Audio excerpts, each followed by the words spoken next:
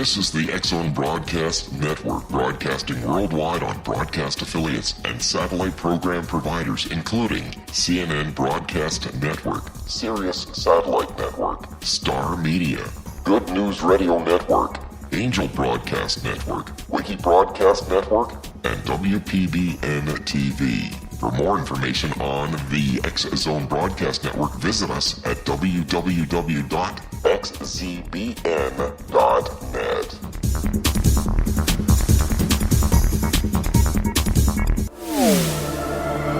The X-Zone Radio Show with Rob McConnell is largely an opinion talk show. All opinions, comments, or statements of fact expressed by Rob McConnell's guests are strictly their own and are not to be construed as those of the X-Zone Radio Show or endorsed in any manner by Rob McConnell, Relmar McConnell Media Company, the X-Zone Broadcast Network, its affiliated networks, stations, employees, or advertisers.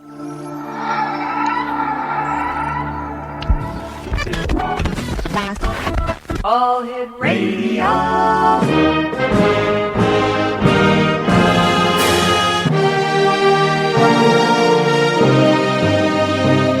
Welcome to the X-Zone, a place where fact is fiction and fiction is reality.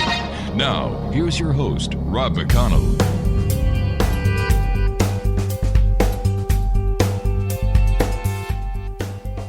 Welcome back, everyone. This is the X-Zone. I am Rob McConnell. We're coming to you from our broadcast center in Hamilton, Ontario, Canada, the home of Relmar McConnell Media Company, the X-Zone Radio TV show, and, of course, the all-new X-Zone Broadcast Network, www.xzbn.net.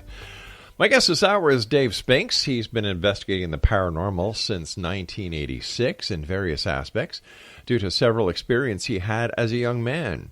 He retired from over a 20-year career in the U.S. military and federal law enforcement in 2011. Since that time, he has been investigating the paranormal on a full-time basis. He has investigated some of the most notoriously haunted locations in the United States and even a few in Europe.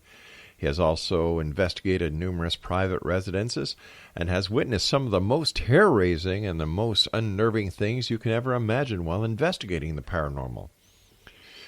He will also from time to time set up investigations for people to come with him and investigate various locations. His sole purpose in investigating the paranormal is to answer some of man's greatest questions. Is there life after death? Are we alone in the universe? And are there unknown creatures walking amongst us? He believes there is, and that alone is his motivation. His website, www.davespinksParanormalinvestigator.com. And joining me now from the beautiful state of West Virginia is Dave Spinks. And Dave, welcome back to the X-Zone. How the heck are you? Hey, good, Rob. Thanks for having me on again. Always a great pleasure. What have you been up to lately? Oh, man, so much. Me and the guys I work with, Sean Austin and David Weatherly, we've been traveling the country doing our thing, and we just returned from a week-long trip, and we were invited to investigate Ripley's Believe It or Not in Panama City. And let me tell you, that was one of the most awesome experiences you could ever have as a paranormal investigator. Is it haunted?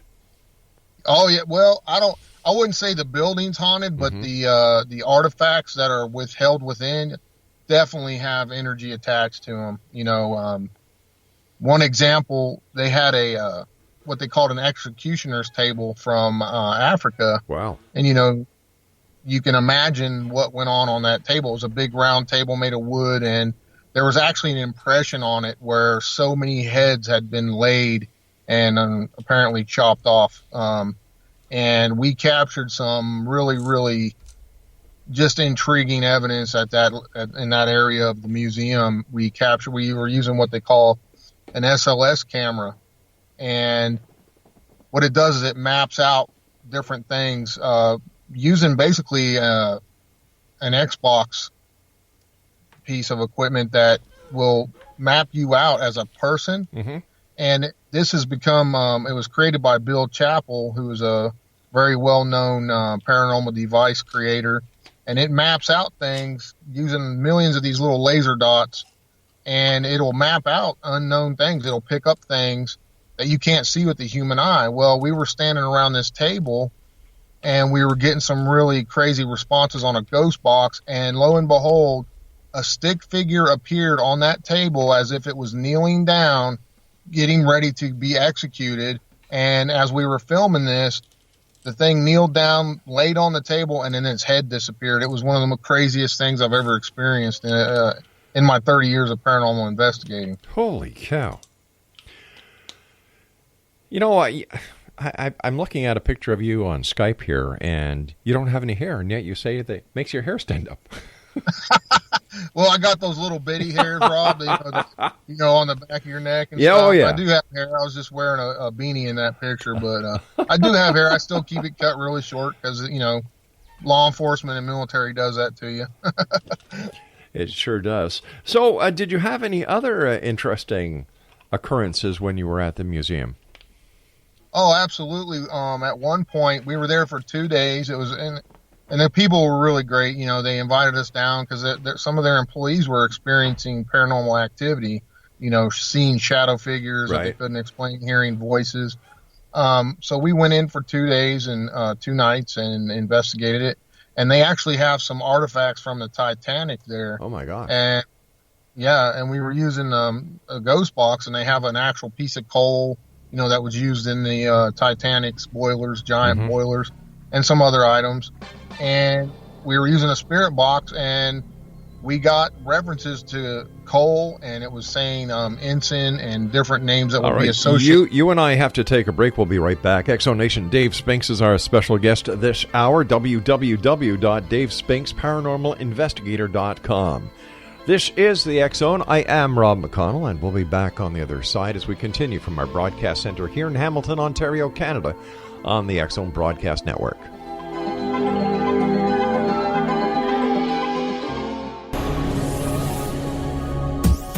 This is the X Zone Broadcast Network, broadcasting worldwide on broadcast affiliates and satellite program providers, including CNN Broadcast Network, Sirius Satellite Network, Star Media, Good News Radio Network, Angel Broadcast Network, Wiki Broadcast Network, and WPBN TV. For more information on the X Zone Broadcast Network, visit us at www.xzbn.net.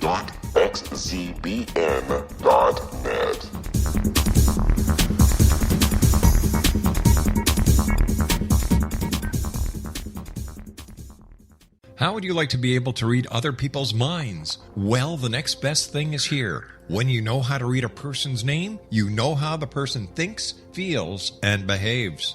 Each letter in our name holds a key to unlock our true essence. Our name contains both our gifts and challenges in this lifetime. Mnemology science discovers personality secrets hidden in the placement of the letters of our names, including the first and last impression people remember about us. Sharon shows us how to interpret the arrangement of letters as outlined in her book, Know the Name, Know the Person. Sharon Lynn Wyeth created mnemology science after 18 years of research and testing her theories, and has supported thousands of people around the world in understanding themselves and others better. You'll enjoy Sharon's unique teachings as she shares her system to learn the gifts behind your given birth name. Even if you don't like your birth name, there are jewels in this book. If you're thinking of changing your name, ready to name your child, or wanting to get along better with others, this is the book for you. If you'd like to improve your relationships and change your life for the better, get the book today, Know the Name, Know the Person, or visit www.knowthename.com. That's www.knowthename.com.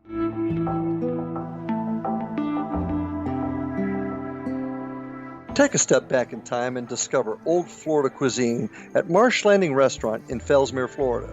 Enjoy delicacies such as frog legs, gator tail, catfish, and swamp cabbage, or enjoy the more traditional cuisine such as hand-cut Angus steaks, ribs, and seafood. Join us for breakfast with a southern flair featuring sweet potato pancakes, biscuits and gravy, and much more. Planning a party? Marsh Landing's private dining rooms can accommodate groups from 8 to 80 people. While you visit, enjoy the historic pictures, artifacts, and stories that line the walls. Marsh Landing is truly a unique experience. Marsh Landing Restaurant, 44 North Broadway in historic downtown Fellsmere, or visit marshlandingrestaurant.com.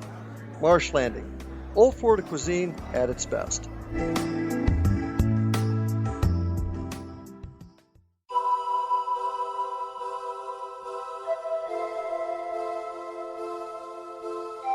If you're a seeker, don't miss the inspiring book Shamanic Awakening, Between the Dark and the Daylight. This remarkable work chronicles shamanic counselor and indigenously trained dream decoder Sandra Cochran's 35 years of experience with diverse wisdom keepers throughout the Americas. Sandy's initiations across the British Isles, Turkey, Greece, and Egypt, combined with her knowledge of symbology, psychology, and myth, influence her dream blog and workshops. Sandy offers private readings, sacred international journeys, a meditative CD, and her book, Shamanic Awakening, to encourage you as you navigate your earth walk and create a deeper connection to yourself. Find this and more at her website, starwalkervisions.com.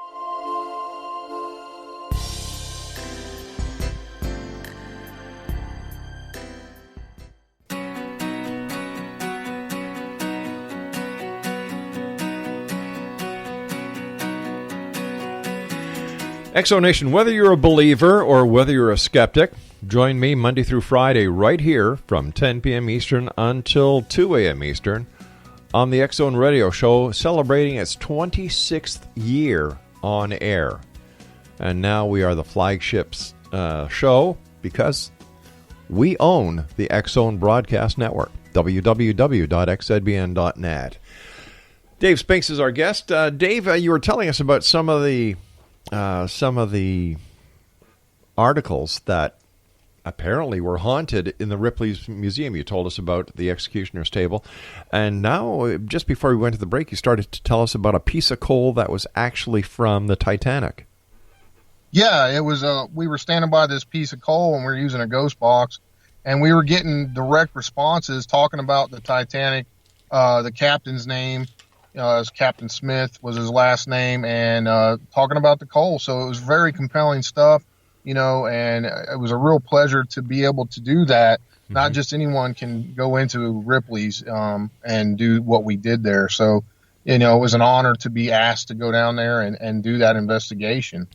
What was it in your past, Dave, for our listeners who may not have had the opportunity of hearing you the last time you were with us, to start to investigate the paranormal?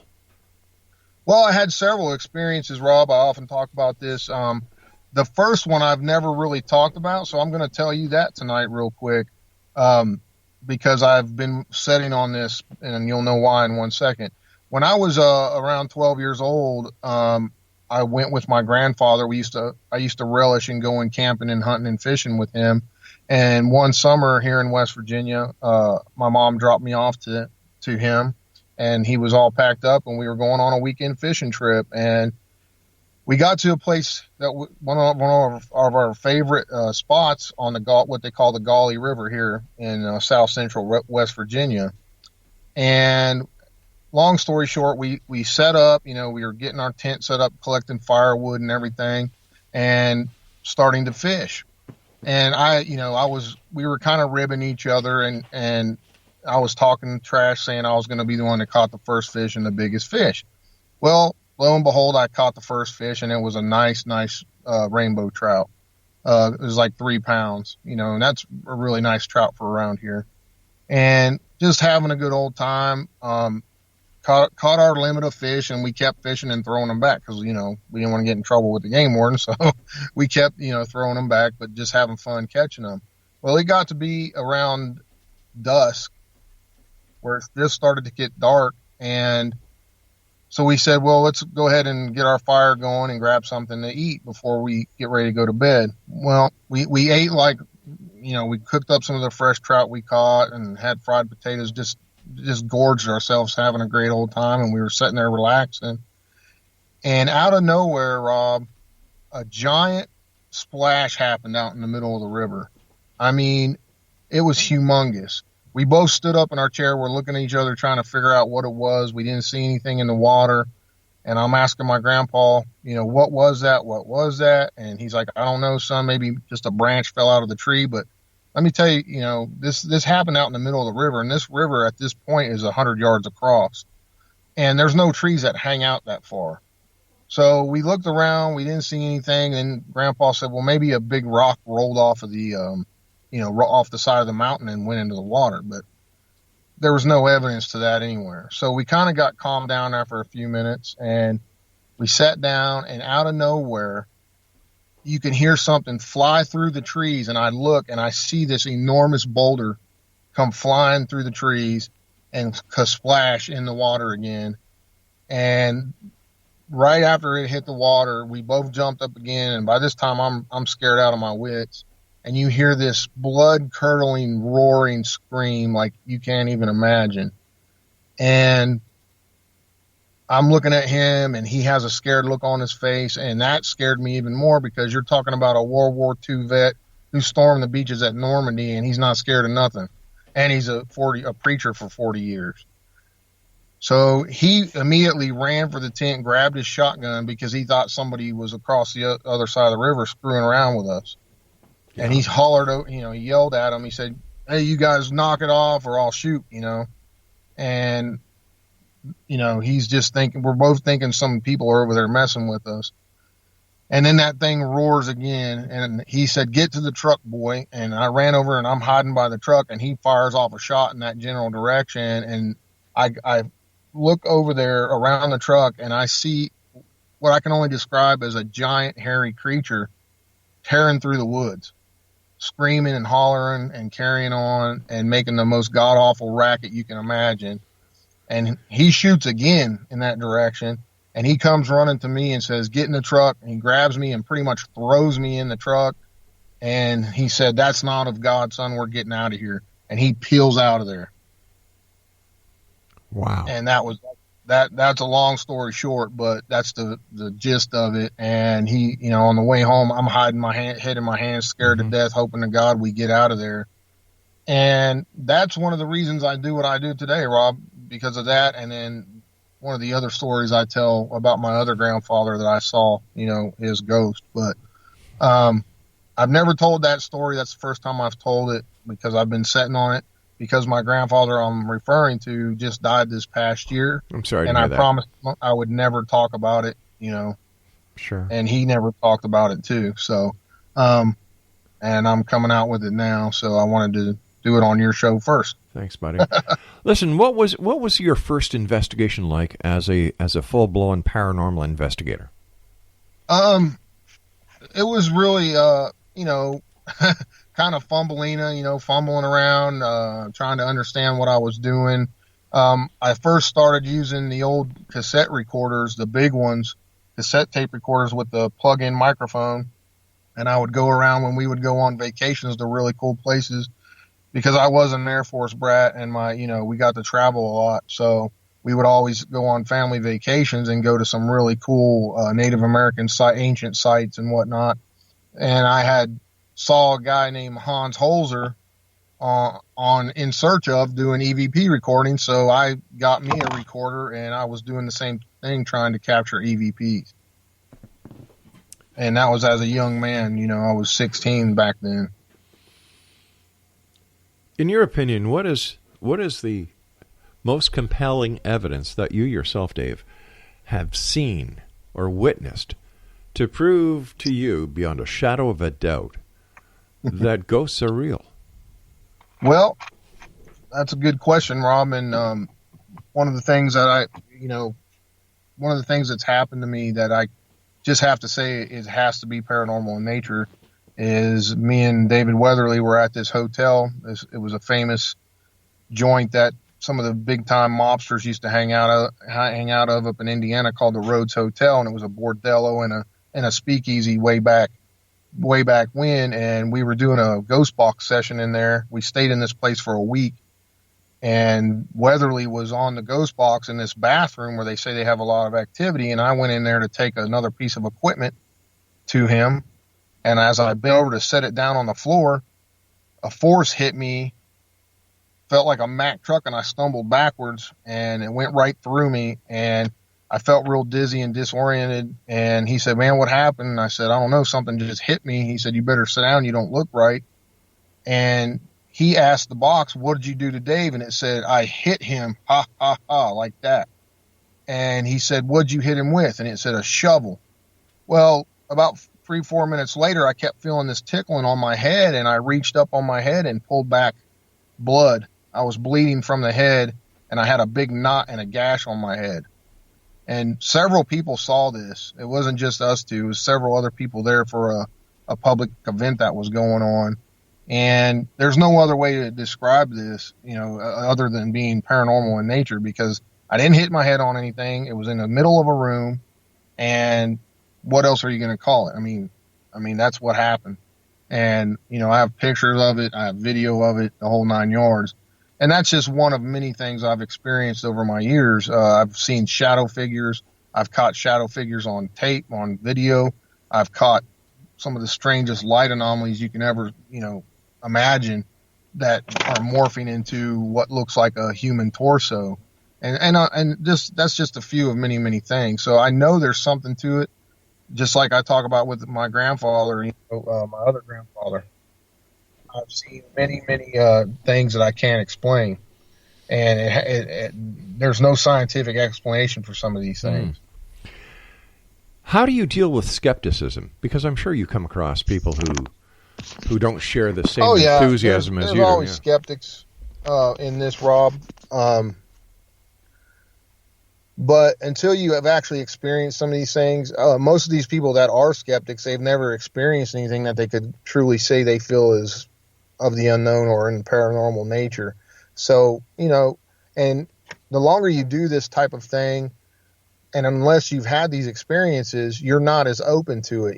That people are closed-minded. You have to be open-minded. And most of the time you have to have had some kind of off-the-wall experience that you just can't explain to not be a skeptic.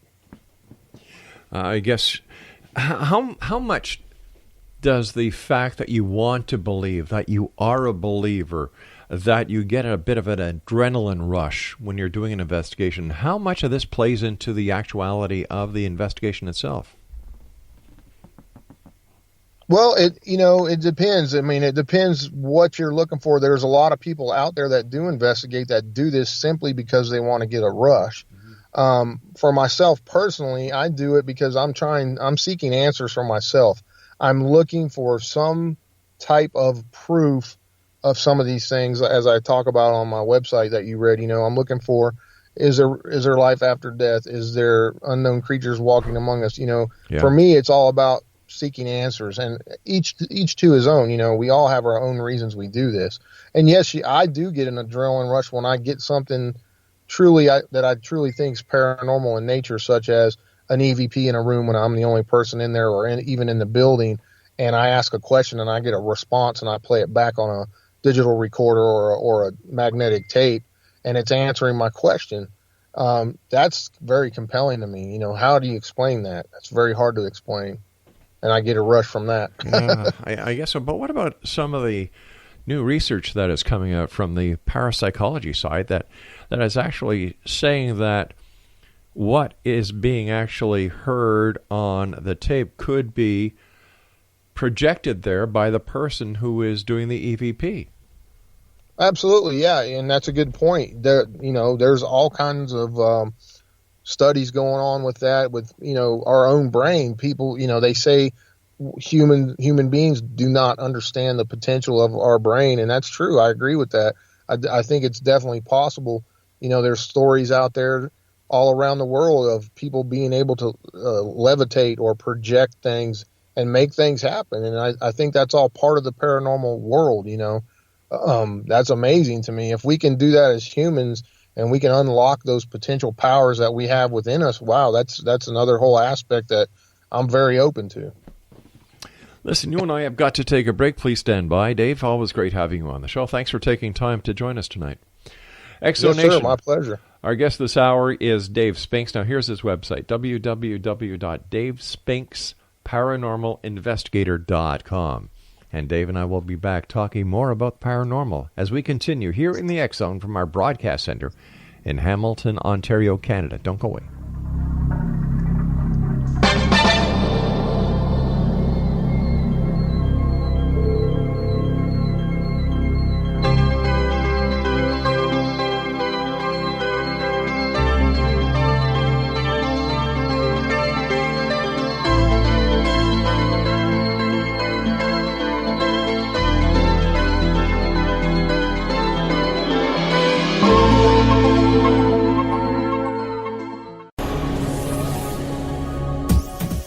This is the X-Zone Broadcast Network, broadcasting worldwide on broadcast affiliates and satellite program providers, including CNN Broadcast Network, Sirius Satellite Network, Star Media, Good News Radio Network, Angel Broadcast Network, Wiki Broadcast Network, and WPBN TV. For more information on the X-Zone Broadcast Network, visit us at www.xzbn.net.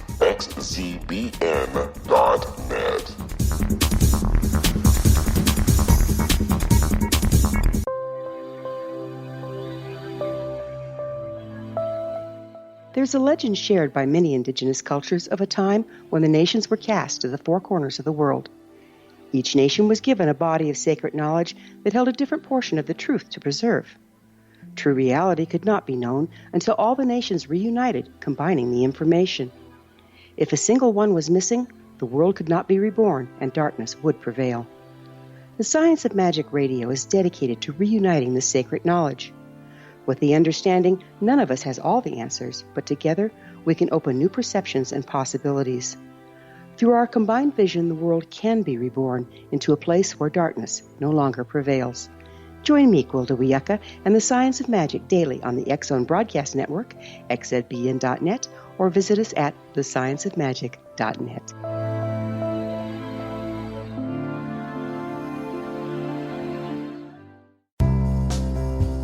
Gibbs A. Williams, Ph.D., is a practicing psychoanalyst, supervisor, researcher, and author in New York City. Much of his life has been dedicated to understanding nature and the uses of meaningful coincidences or synchronicities. His radical and original non-Jungian, non-mystical, non-magical theory of synchronicities illuminates much of the fog surrounding this challenging and perplexing topic. His ideas and manners are fresh, presented in a style that is both entertaining and highly informative. He is also an expert on crisis intervention, specially focused on violence reduction for the police and citizens, mastering anxiety, frustration, and stress without the use of medication, and effectively preventing and treating heroin addiction. Dr. Williams can be contacted at his email address at gwwilliamsny11@aol.com or visit his website at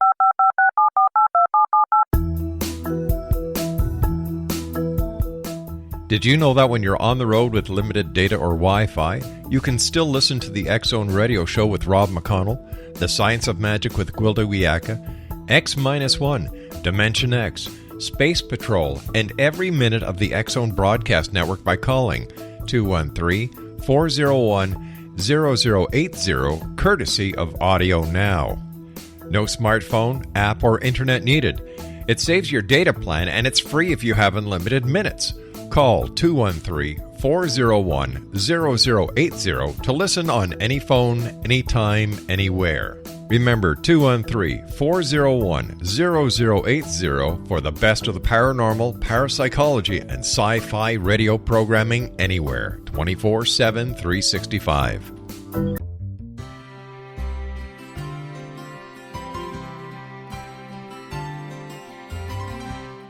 True healing must address 4 levels: physical, emotional, mental, and spiritual, for us to live joyful and productive lives.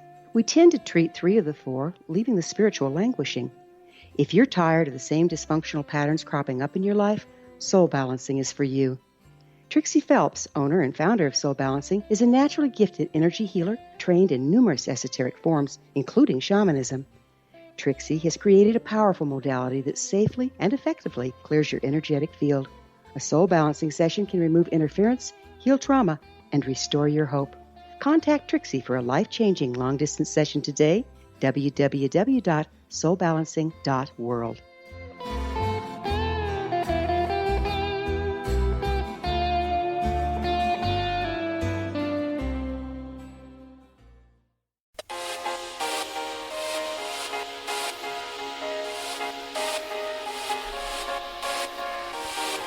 Dave Spinks is our special guest this hour, www.davespinks.paranormalinvestigator.com. In a bit of a communication that I have had over the last couple of days, Dave, you were telling me that you and your people are investigating a Bigfoot sighting? Oh, yeah, multiple. Right here in West Virginia, Rob, over the last couple of years, there's been like a mass wave of Bigfoot sightings by credible people, and I've really been delving into it.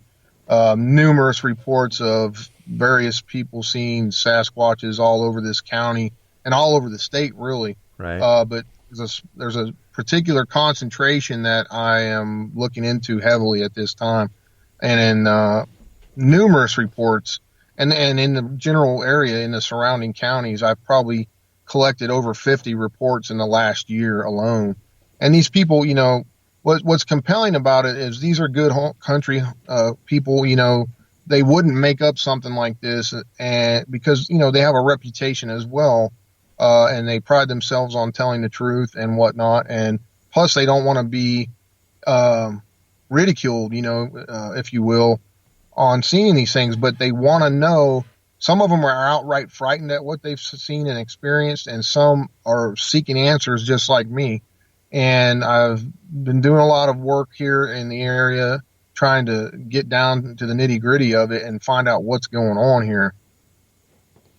Based on the investigation that you've been doing, what is your conclusion?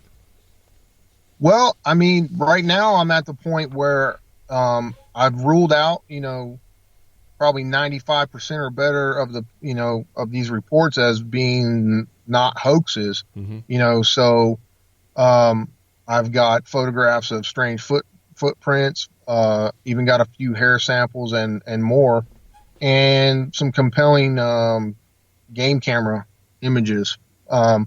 Unfortunately, it's so weird with these Bigfoot sightings, or as they call it here in West Virginia, the West Virginia Stone Man. There's many names, the Yahoo. There's many names for it here, and it goes all the way back to the Cherokee Native American tribes in this area for thousands of years.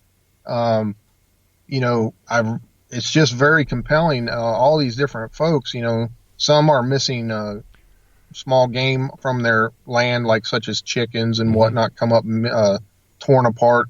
Even a few dogs have been mutilated and killed, and they don't know what's doing it, and they report hearing these strange screams, just like the story I told from way back when. I've heard these, you know, I've heard those screams they're talking about. Even got a few audio recordings, and some of these people are very, very scared what's going on in this area at this time. As you know, Dave, there's a TV show that is promoting the fact that they want to go out and kill a Bigfoot to prove that Bigfoot exists. How do you feel about this kind of TV programming? Well, I think it sends the wrong message. Personally, this is my opinion and my opinion only. If they're, you know, I know what I saw as a young man. I would definitely call what I saw by any other name a Sasquatch or a Bigfoot. And I think that simply just killing one to have proof of it would be the wrong thing to do. There's other ways to go about it. You know, if you can use big game dart guns that will knock down an elephant per se, you know, if you really want to capture one, and that's the case, I suggest that would be the proper route to go. Not just kill one to have a specimen. That's against what I believe in. How come there hasn't been, how come with all the technology we have today that there hasn't been conclusive proof yet that Bigfoot is real?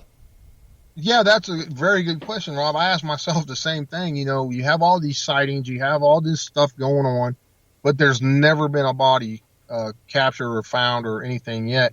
And a lot of folks, you know, I don't know, I'm kind of on the fence with this one myself, but a lot of folks feel that these Bigfoots or Sasquatch, whatever name you want to call them, are some type of interdimensional creature that they pop in and out, because there's many reports people will follow, you know, see them, follow the foot track trail, and they go behind a tree and they simply disappear. The tracks stop and everything. So there's some theories out there that say there's some type of interdimensional creature, and, you know, there's several different routes. Some say they're some type of alien race. Who knows? I mean, that's why we do what we do. You know, we're looking for answers to these things, and why are they here? What are they doing here? And what do they want? So where do you think the next big step in paranormal investigating is going to come from? What do you think the next discovery is going to be all about? I don't know. You know, there's what intrigues me is, you know, they're talking of proof of parallel dimensions and everything like that. And I think the scientific community as a whole needs to come together to try to make strides and do different things to try to push all this to the next level, to try to document and recreate some of these things scientifically to prove that they're really there and it's really going on. And it's not just some mind trick that humans can do that we just don't realize the potential of our brains yet, like we were talking about earlier in the show. How about new technology? Is there new technology that's coming out that is being proven to be an asset to investigators like yourself and those that you investigate with? Oh, absolutely. Technology is growing so exponentially, Rob. It's amazing. Just in the camera side of things, with the thermals and the infrared and the full spectrum cameras, it's enabling us to see in aspects that the human eye just cannot see in. And that's a huge help in itself. And that's just a small, small tip of the iceberg when it comes to this type of technology that's being developed daily. You were mentioning a spirit box or a ghost box. How does that work?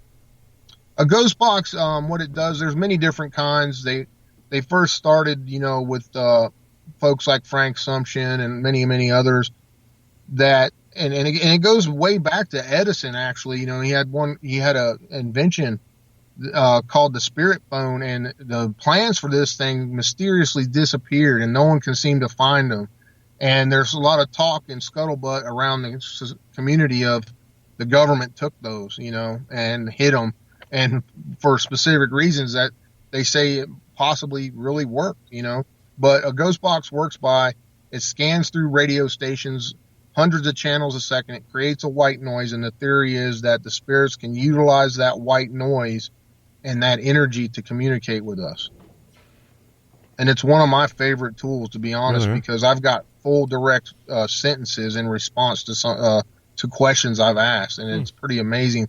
And the responses are factual and intelligent responses to my question. Such as? Well, like I would ask on one occasion, I would ask, what was your name? And it would give me their name, and I would ask it to repeat its name, and it would give me the first and last name, and I can back that up in factual information based off of the locations and the deaths at that location. That's one instance of many, many, many. Why do paranormal investigators do ghost investigations at nighttime? Couldn't they do the ghost investigations during the day as well? That's a great question, Rob.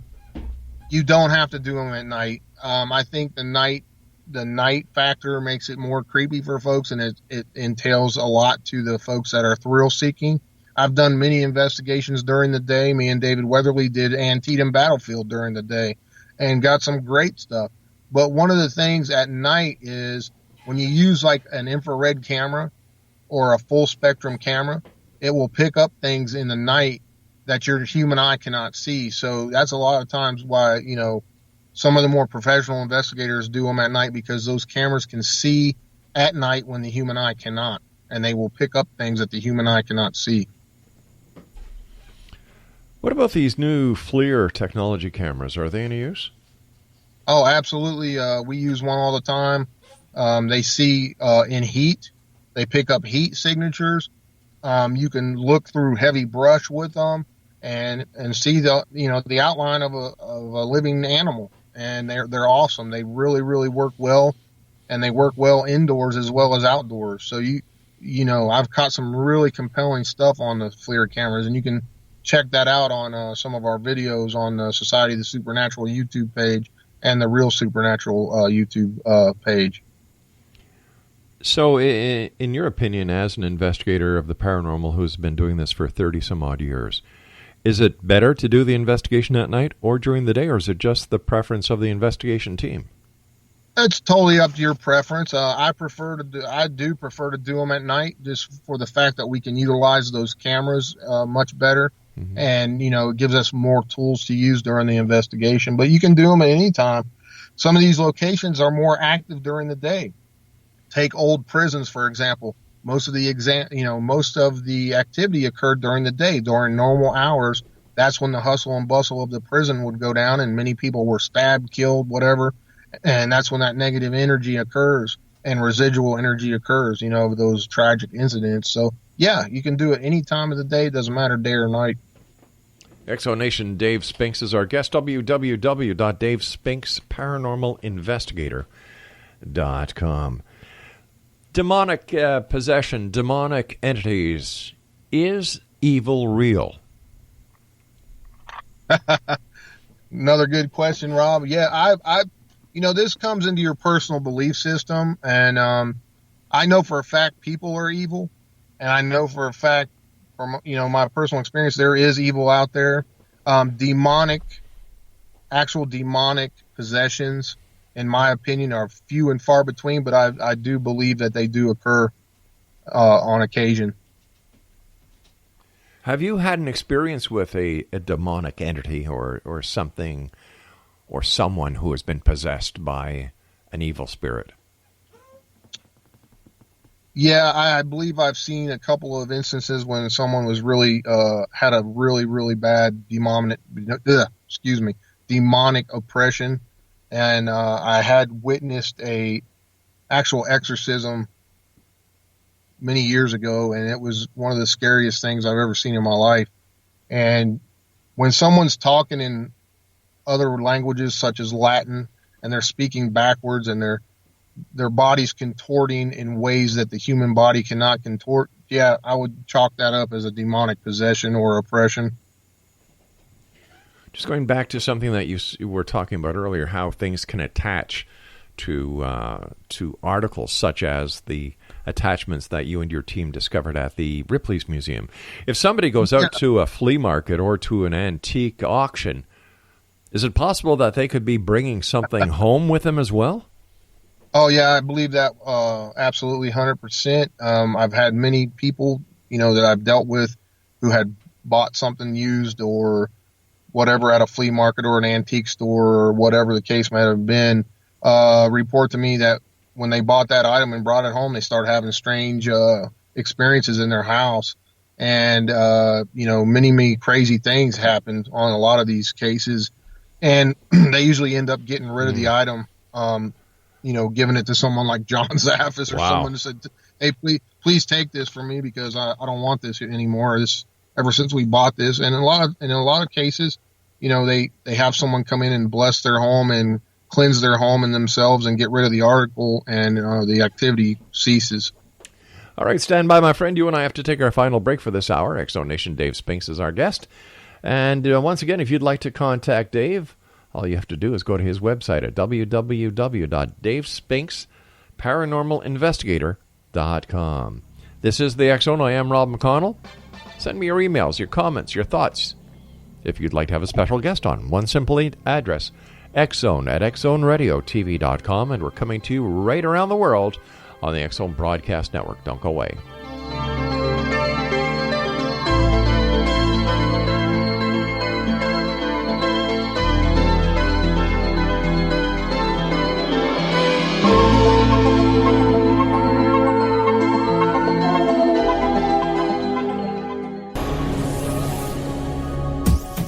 This is the X Zone Broadcast Network, broadcasting worldwide on broadcast affiliates and satellite program providers, including CNN Broadcast Network, Sirius Satellite Network, Star Media, Good News Radio Network, Angel Broadcast Network, Wiki Broadcast Network, and WPBN TV. For more information on the X Zone Broadcast Network, visit us at www.xzbn.net.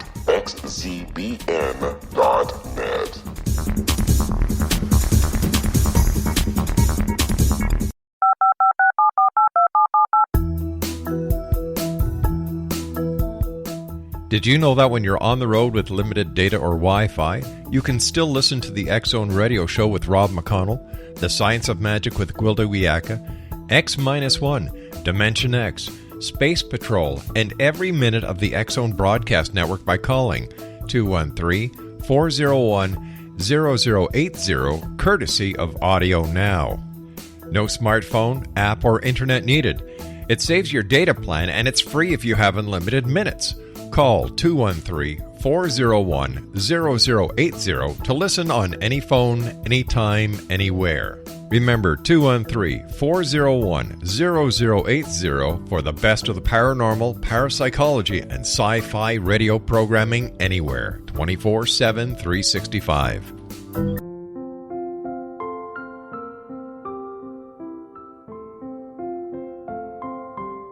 I am Dr. Carl O'Helvey, founder, president of a new cancer foundation focusing on evidence-based physical, mental, and spiritual interventions, including natural cancer cures, prayer, meditation, affirmations, nutrition, and other related holistic cancer prevention and cure modalities. These are used in cancer education, research, and financing care. I ask for your help to continue this important work by donating at www.holisticcancerfoundation.com.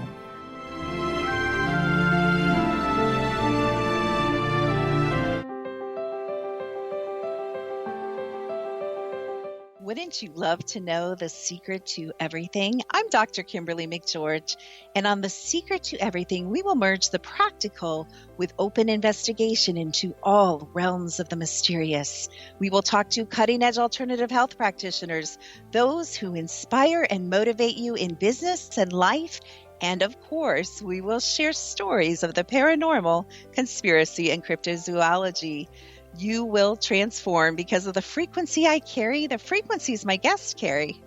Life may never be the same after you listen to this program, for the secret to everything is for you, the listener, for those who desire more in every area of their lives and believe that it can still be found.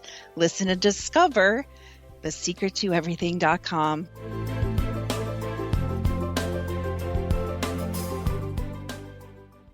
Little children aren't the only ones afraid of the dark. Millions of soldiers return from war zones with PTSD, anger, frustration, fear, and loneliness, much of which surfaces during the darkness of the night. You have the chance to change the lives of these American heroes. Songs and Stories for Soldiers.us provides free MP3 players for these men and women. With a list of 3 million songs in 16 different styles, 100,000 audiobooks, and 30,000 old-time radio programs, every veteran can find something to soothe and comfort them at no cost. All our players contain an 8-hour audio program designed to help veterans fall asleep. With 1,500 plus vets now participating, it's our goal to deliver 10,000 audio players this year. Go to our website at songsandstoriesforsoldiers.us. Help us help a veteran make it through the night.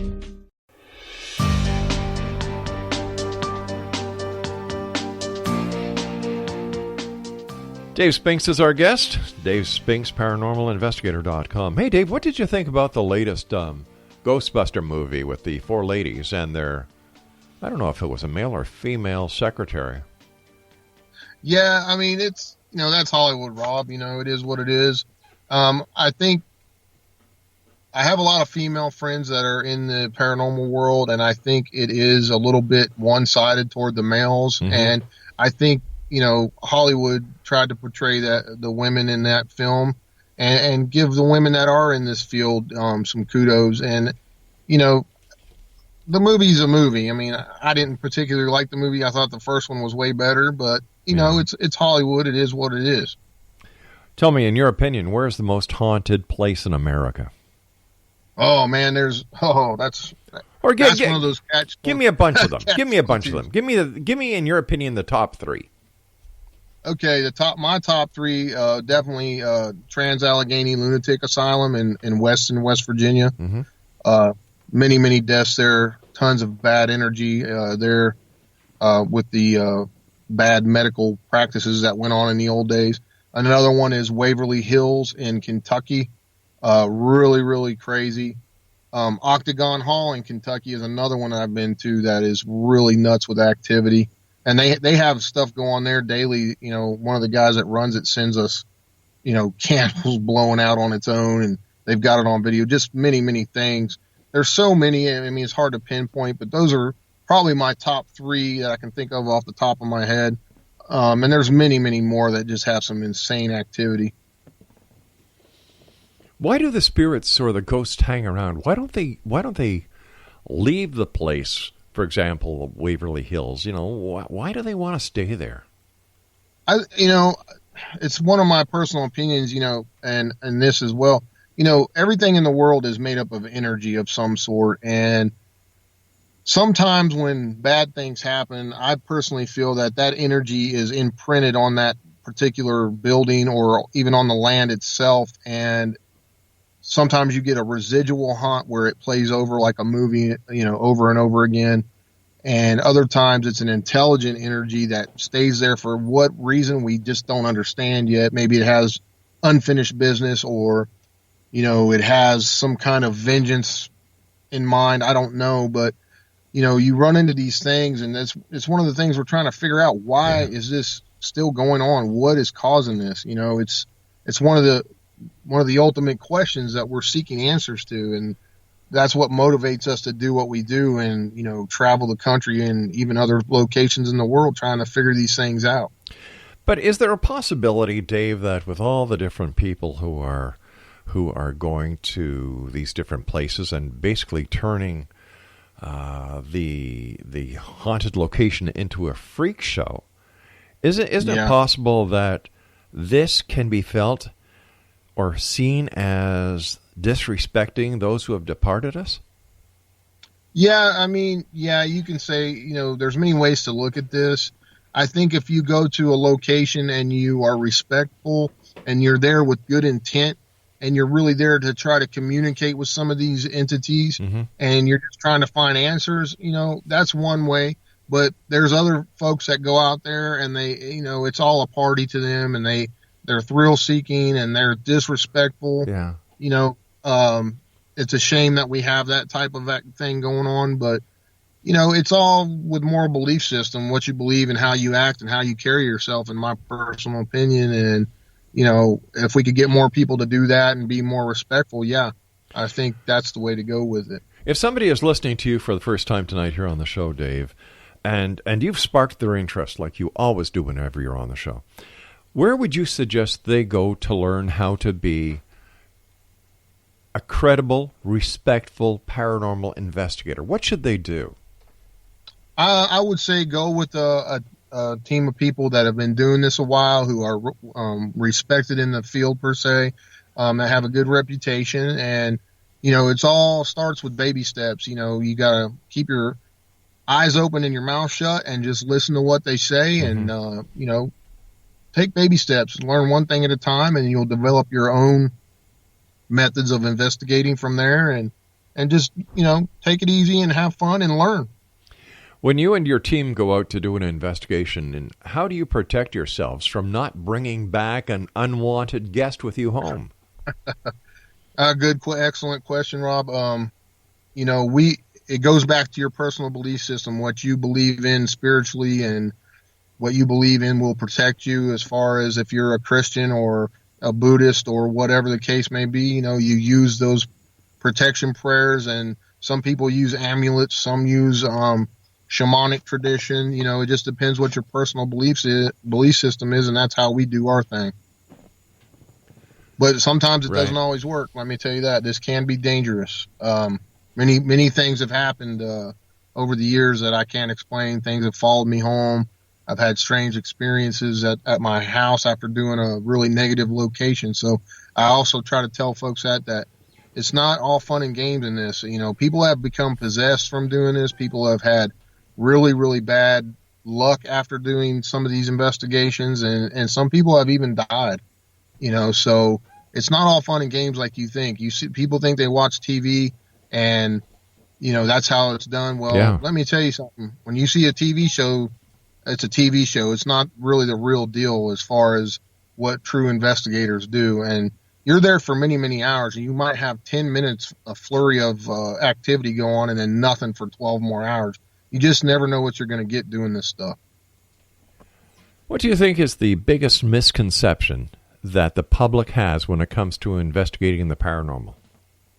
Oh, most people think that you're going to go to a place and you're going to see a ghost like you would see on a movie or on TV, walk up to you and sit down, and you can have coffee with them or something.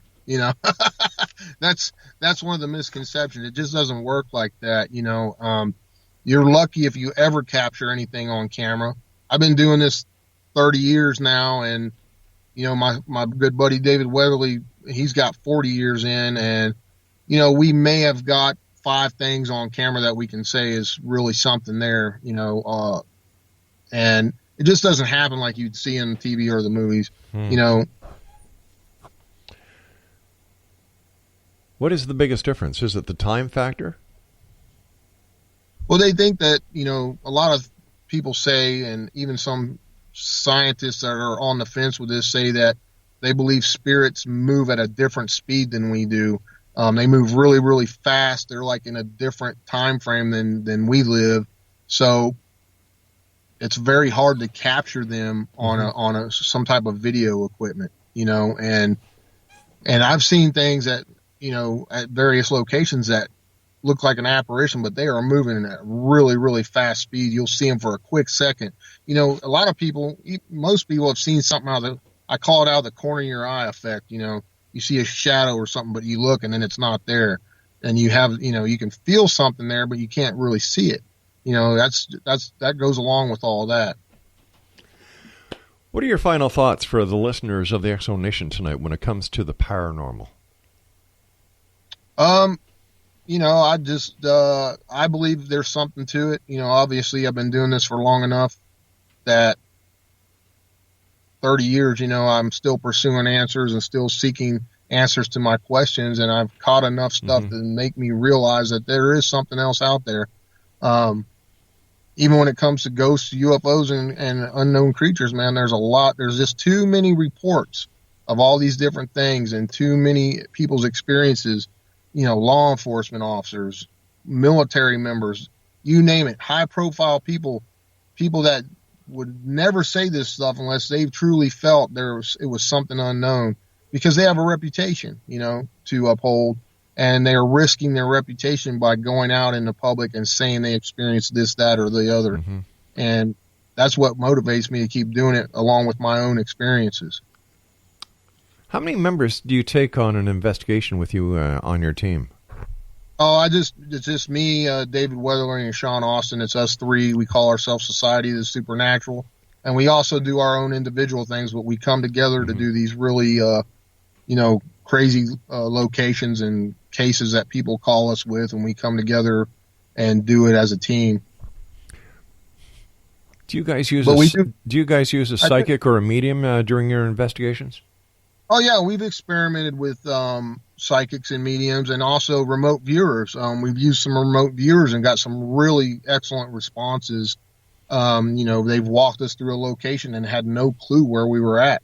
So, we try to do as many different things as possible to try to help us get to the bottom of some of these things. Amazing. Listen, as always, whenever you're with us, time flies so fast, Dave. How can people learn about you, and how can they contact you if they have a problem at their home, or if they would just like to learn more about the paranormal? Oh, just go to my website. You mentioned it, www.davespinksparanormalinvestigator.com. You can go to Society of the Supernatural's Facebook page, Real Supernatural's Facebook page. We have many ways to get in touch with us. If you have anything you want to share or you need help, if you're having strange happenings going on at your home, get in touch with us and maybe we'll come out and check it out for you. Sounds like a plan. Dave, thanks so much for joining us. Always great talking to you, and you be careful out there. Thanks, Rob. Appreciate you having me on tonight. Be good, my man. X-Zone Nation, our guest this hour has been Dave Spinks. And if you'd like to contact Dave for questions on the paranormal, or maybe you'd like to talk to Dave about an occurrence or a paranormal experience that you're having or you've had, once again, his website is www.davespinksparanormalinvestigator.com. I'll be back on the other side of this break as we continue here in the X-Zone from our broadcast center in Hamilton, Ontario, Canada, on the X-Zone Broadcast Network. Don't forget, you can always send an email to me, xzone@xzoneradiotv.com. My name is Rob McConnell. Don't go away.